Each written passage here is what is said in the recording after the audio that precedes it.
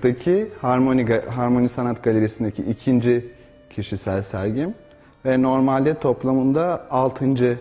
kişisel sergim olmaktadır. Serginin teması doğa ve insan başlığı altında ele alınmıştır. Daha önceki çalışmalarımın uzantısında olan bu sergide gerek figürün tek başına bir mekan içerisinde, kompozisyon içerisinde yer alışı, gerekse peyzajı tek başına ele aldığım işlerin yer aldığı çalışmalar bulunmaktadır bu sergide.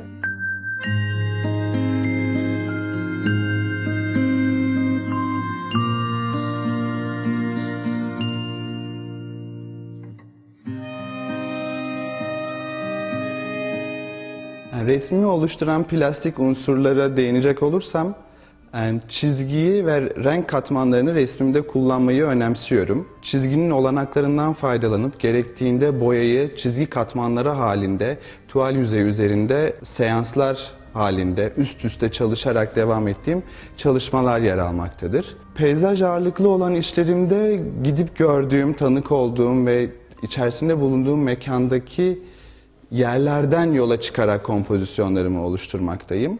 Diğer figürlü olan çalışmalarımda ise mekan içerisindeki figürün yer alışı, doğanın, tabiatın, toprakla insanın, yeşilin, ağacın bir arada olduğu, o birliktelikten yola çıktığım çalışmalarda yer almaktadır. Ve kendi resmimde şöyle bir yol izlemekteyim. Öncelikle yapacak olduğum, karar vermiş olduğum kompozisyonun desen ön hazırlıkları olmaktadır. Bu gerek figürü tek başına ele aldığım figür etütleri, gerekse peyzaj için çizdiğim ön taslaklar, eskizler resmimin temelini oluşturmaktadır. Daha sonra bu desenlerden yola çıkarak da kompozisyonumu ve resmimi oluşturmaya çalışmaktayım. 1 Mart 2015 tarihine kadar devam edecek olan bu sergiyi Kuzguncuk'taki Harmony Sanat Galerisi'nde görebilirsiniz.